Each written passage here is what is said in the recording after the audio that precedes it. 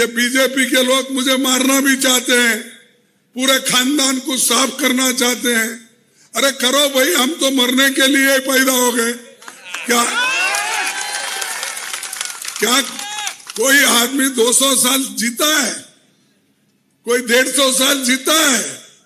अरे उम्र ही हिंदुस्तान में जो है 70-72 साल की है। मैं तो अब बोनस में जी रहा हूं, 81 साल है मेरा 81 ईयर चल रहा है और थोड़े दिन जीऊंगा। अगर आप लोग मरवाना चाहते हैं तो मरो, मैं डरूंगा नहीं।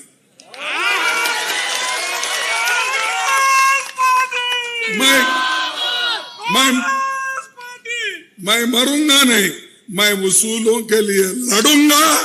पार्लियामेंट में भी लड़ा हूं, अभी भी बाहर भी लड़ूंगा। मेरे को कोई डरा के धमका के तुमके खानदान को खत्म कर दे बोले तो मैं डरने वाला नहीं।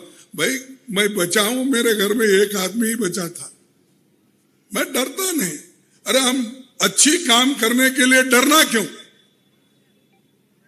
तो ये मोदी साहब हमेशा अपने लोगों को कह के बीजेपी हमेशा मुझे डराती है। मैं तो पार्लियामेंट में ही नहीं डरा, राज्यसभा में नहीं डरा, मुकाबला करते रहता हूं। मेरे जो क्वेश्चन रहते हैं उसका जवाब ही नहीं देते।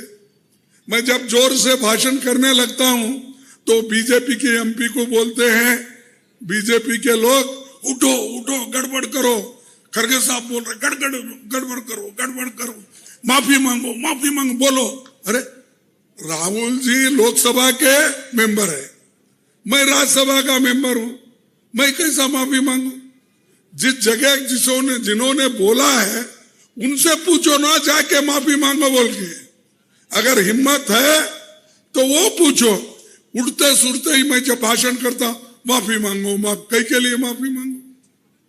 राहुल जी कहे, मैं भी कहा, मेरे भाषण को भी आधा उन्होंने खत्म किया, राहुल जी के पूरे भाषण को खत्म किया।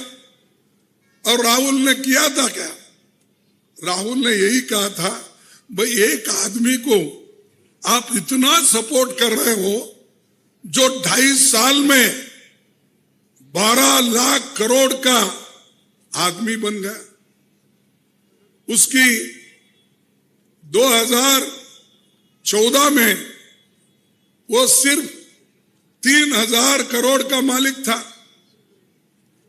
वो इसने 9 साल में कम से कम 12,50,000 करोड़ का मालिक कैसा बना? किसने बनाया? हम वो पूछ रहे थे। ऐसा पूछते ही ये पूछते समझकर तुम माफी मांगो, माफी, पूरा पार्लियामेंट बंद कर दिया हमने। और बाद में बोलते ये अपोजिशन के लोग हमेशा भाषण करते नहीं, डिबेट नहीं करते, अपने जो भी कुछ डिबेट में मुद्दे हैं वो नहीं रखते, ये हमको बोलते हैं। लेकिन वहां पर गड़बड़ करने वाले लोग यही बीजेपी के लोग, यही एमपी। और मोदी साहब चुप बैठते हैं। मैं गुजराती हूं, गुजरात का पुत्र हूं, इसीलिए मुझे आप चुनना चाहिए, नहीं तो मेरी दिल्ली में बेइज्जती होती, क्योंकि गुजरात अगर हारता तो। ये उन्होंने कहा। अब वो बोले गुजरात का पुत्र है, वहां का भूमि पुत्र है, तो मैं क्या कर्नाटक का पुत्र नहीं, भूमि पुत्र? अरे जो हक तुम्हारे को है कहने का, मुझे भी वही है। मैं भी गुलबर्ग में पैदा हो गया हूं, मैं इस मट्टी का ही आदमी हूं, मैं भी भूमि पुत्र हूं। तो इस बार मोदी मेरे फेवर में प्रचार करेंगे, क्योंकि मैं यहाँ का भूमि पुत्र हूं ना। उन्होंने वहां का भूमि पुत्र समझ के वोट मांगा था। अब मल्लिकार्जुन खड़गे कर्नाटक का भूमि पुत्र है। तो भाइयों, ऐसी ऐसी बातें करके वो कभी गुजरात में गए तो वो बोलते हैं, यहां आते हैं तो कभी बोलते हैं कि समाज में गई तो एक तुम्हारा भाई यहां है, दूसरा भाई वहां है। कभी किसी को बोलते हैं एक तुम्हारा पुत्र यहाँ है, दूसरा पुत्र दिल्ली में है, ऐसी बातें करते रहते हैं।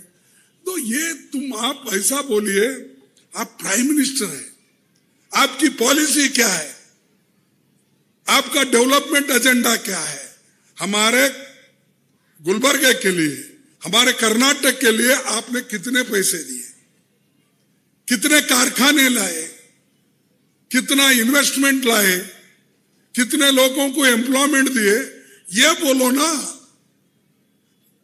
करोड़ों लोग बच्चे आज बेकार हैं और पूरे हिंदुस्तान में 30 लाख वैकेंसीज है, 30 लाख।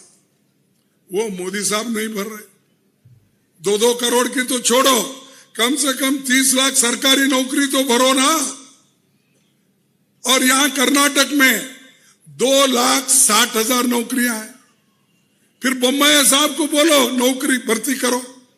हमारे 2,60,000 बच्चों को नौकरी मिलती है, अच्छी नौकरी मिलती है, अश्योर्ड जॉब मिलता है, वो क्यों नहीं कर रहे? नए देने का छोड़ो, है सो नौकरी भी ये लोग निकाल ले रहे। क्योंकि अगर ये नौकरी दिए तो किसको जाएंगे? रिजर्वेशन के तहत गरीब लोगों को जाएंगे। इसीलिए वो नहीं चाहते कि ये नौकरियां भरे। तो ये उनका मंशा है। इसीलिए वो यही चाहते हैं कि किसी ना किसी वजह से वो देश को तंग, गरीबों को तंग और बर्बाद करना चाह रहे हैं और उसी लाइन पे वो चल रहे हैं। अब चुनाव में तो कर्नाटक में कितने बार आए, कितने मीटिंग के, सब आपको मालूम है। एक प्राइम मिनिस्टर इतने बार आता है, गुलबर्गा जैसे शहर में 3-3 मीटिंग, 4-4 मीटिंग करे। सुरपुर में एक करे, मलकेड़ में एक करे, गुलबर्गा में एक करे, उधर एक, इधर एक, कहां नहीं गए, गली छोड़े नहीं, कुछ भी नहीं छोड़े। और जब मैं गुलबर्गा का सीट मेयर का हारा तो दावणगेरे में बोले खरगे जी के गढ़ में फूल खिला, ये बोले हो, आप सुने नहीं होंगे। दावण तो इज्जत मेरी गई कि आपकी गई? तो हमारी मेजॉरिटी थी, इसके बावजूद उन्होंने एमएलसी लोगों को, बाहर के लोगों को लाके मेंबर बनाया। जनता हमारे को साथ दी, जनता हमको मेजॉरिटी में चुन के लाई। फिर भी छोटे से शहर में भी पैसे का खेल करके एमएलसी को बाहर से लाते आप। यहां के लोगों को करो, मैं मानता हूं, लेकिन बाहर के एमएलसी को मेंबर बना के, वोटर बना के आप एक वोट से जीतकर डंगोरा पिटवाते हो मैसूर में, दिल्ली में। अरे खरगे जी के कॉन्स्टिट्यूंसी में फूल खिला, उनका किला टूट गया।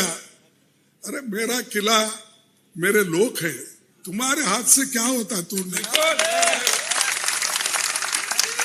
जब तक लोग मेरे साथ हैं तब तक इस किले को कोई तोड़ नहीं सकता।